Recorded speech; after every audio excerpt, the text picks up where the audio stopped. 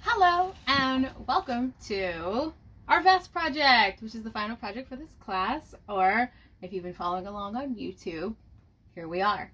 So I went to Joann's because I wanted everything to be all Joann, freshly bought, everything's cut, and me not using raggedy wrinkled fabric out of my sewing supply stash and fabric stash. So we will be using McCalls costume pattern M703 for this.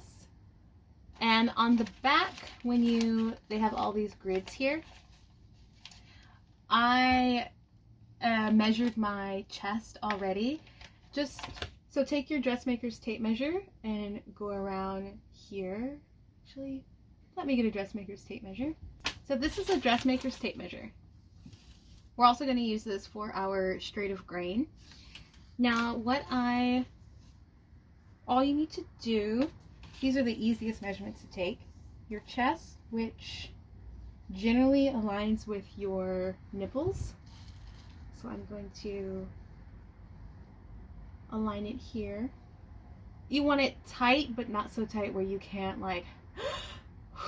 and actually when I'm working with opera singers, I actually have them inhale, because their inhale, sometimes their chest grows 3 to 4 inches because they spend their entire lifetime inhaling and exhaling, and the same can kind of be said about dancers. But for us regular muggle people, generally our chests don't move that much. So my chest is measuring 39 inches. So I will pick pattern size M because it's 38 to 40. And I always go ahead and measure my waist, even though it's not that necessary because I'm an hourglass, but depending on your shape, it could be very necessary. If you have a small chest, if you're shaped a little bit more like a pear shape, perhaps your upper body is small and your bottom half is rather large, which all bodies are beautiful. It's just shapes and just measurements, and our job is to just fit wherever we have to fit. So mine is measuring 31.5 here. So that's just something that I would take a note of, especially if this vest was very, very slim fitting, then I would have to make sure that I measure the waist line to make sure that it fits me, right? So I don't believe that for class projects, any of the things you make have to fit your body. You can make it for somebody else's body, or you could just be like, I made it a small because I didn't want to buy a lot of materials, and that's totally fine. Absolutely fine.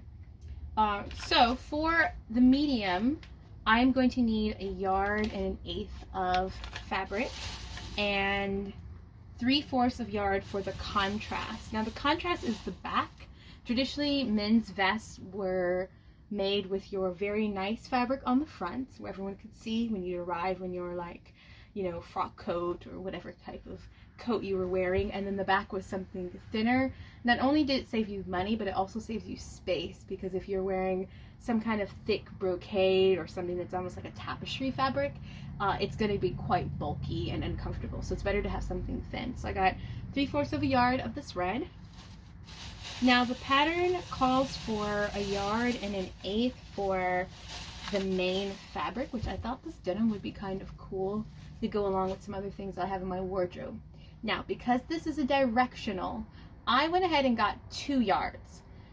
I probably don't need 2 yards, but because this is a demo video and I really like the fabric and it was the end of the bolt, I went ahead and got 2 yards. But generally, you have to kind of think about it like, I want my stripes to go vertical, not horizontal.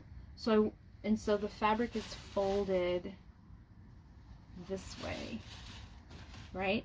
But I doubt that I can get my pattern just from here to here. So that means I'll have to refold my fabric so that way the stripe is the length way, which means I might lose some fabric.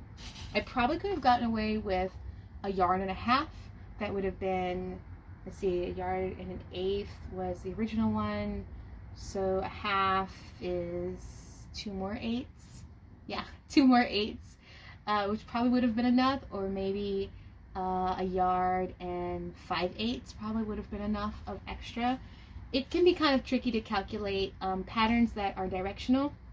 You have to account for using extra fabric, fabric that has really wide repeats. Now, really wide repeat means that, say it's a cat fabric and you have like your cat in space here. I'll use this as an example. So if you had your, say your cat in space pattern here, here's the cat face, and then it doesn't repeat till here, you can't even see that, way down here, then that means that wherever you lay here, if it's the front, we want our fronts to match. That means you would then have to flip your pattern. So you have your right side on this side, you flip your pattern so that way you get mirrored images of each other. So your mirror image is going to be all the way down here. That means you may have to buy, say if the pattern called for 1.5 yards, you may have to buy 3 yards of fabric because you've now lost almost 1/2 yard of fabric right here. I've had to buy up to 10 yards of fabric for certain dresses that I only wanted this one print and I didn't want the other prints on it. And so it's called fussy cutting. So I had to fussy cut out the dress pattern. You know, it's what we do as designers. We get all caught up in our head and we want to have this fantasy. If you're like, I don't want to go through that, I just want to make a vest, that's totally fine. Then find a fabric that does not have a direction. Probably stay away from stripes. It doesn't mean you have to stay away from patterns because patterns are different. If it's a small little bitty print or something that's very consistent, then you know that you can lay your pattern here and then move it here and then move it along and you're going to get the same type of pattern and you won't have any issues. Same goes for plaids. Plaids are very tricky because you have to deal with the repeat of a plaid, and some plaids are like tartans. If you think of like Scottish kilts, some of them are very close, you know, every 2-3 inches it's already repeated itself, or sometimes every 1/2 inch it's already repeated itself. So those you really don't have to worry about. It's more so making sure that your plaids are not crooked, and that has a lot to do in the laying out of your pattern process.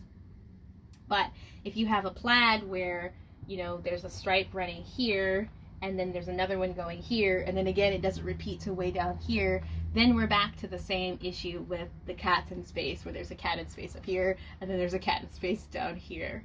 So those are some things I wanted to bring up. Also, what type of fabric you should use. For this, I wanted something that had a little bit of weight to it, which I think everybody that's into fabric loves to do this. Like, we like to kind of touch and feel to see what kind of hand, technical term, what type of hand does it have? I would say this is a light to medium denim. Some of these are different weights. This one here is a little bit lighter than these two are, and this one's a lot softer. That's not going to make a big issue, but it's just something to think about. I would stay away, of course, from satins and sheers or even brocades, because a lot of people in this class, they're intro to sewing, and those are just going to add a lot of issues and problems that are unnecessary for an intro project. So I would definitely stick with cottons, poly blends, things that don't have a lot of slippiness to them. You don't want something sheer. Yeah, think about what vests look like. I think that's always the best thing. Like, even if I'm in a store, you know, you're at Joann's, you pull up your phone and just start looking at men's vests and think about what they're made of. A lot of them are made out of suiting. Suiting is typically made out of wool, but it's a light wool. So you don't want something that's going to be super heavy and chunky. It'll be a little too hard in the arms and some of the curvatures that we have and getting your darts, but you don't want something that is so thin and flimsy that your vest has like just no structure to it. You know, we don't want a vest that's just like, ugh. You put on the hanger and it's just like, oh, I have no structure to me. Okay, so anyways, I bought this. It was kind of expensive, but I did use lots of coupons. And you're also going to need sliders for your vest back, if you look on the back of the pattern. And all patterns at the top, where is it? At the top of your pattern, which I'll insert a picture, up here it tells you what type of fabrics are recommended, as well as what type of notions you're going to need. This says suggested fabrics: wool, wool blends, gabardine, and the lining, cotton blends, lining fabric. And this is actually a lining fabric here. You can see the red and the way it kind of, it's very light. So for this pattern, you're going to need one adjustable slide here. We just need one, but they always come in twos, so you have an extra one. And because this is for me, I decided that I wanted really fun buttons. And so I bought these red buttons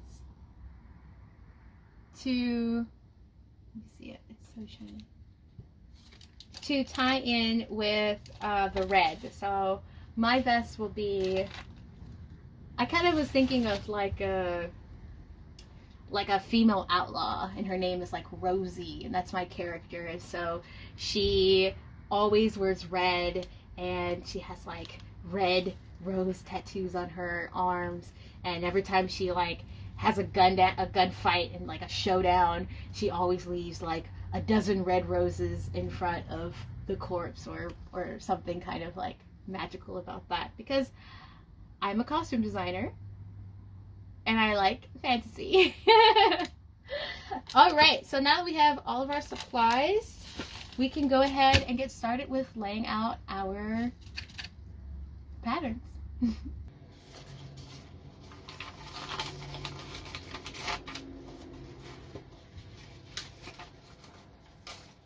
So go ahead and pull out your guide sheet here, and you will find vest pattern A.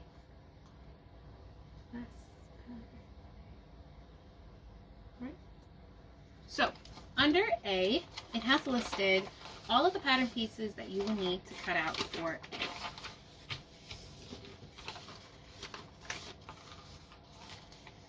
So vest A here, we will need 1 front, 2 back, 3 collar, 4 front facing, 5 front lining, and 6 is the tab.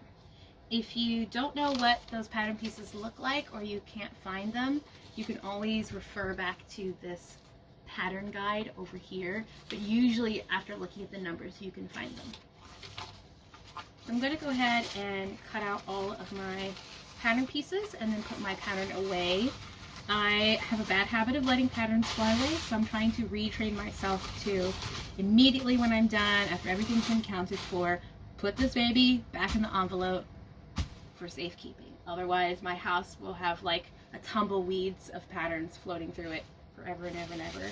And when I come back to use this pattern again, I won't have the pieces I need. Alright, see you in a bit.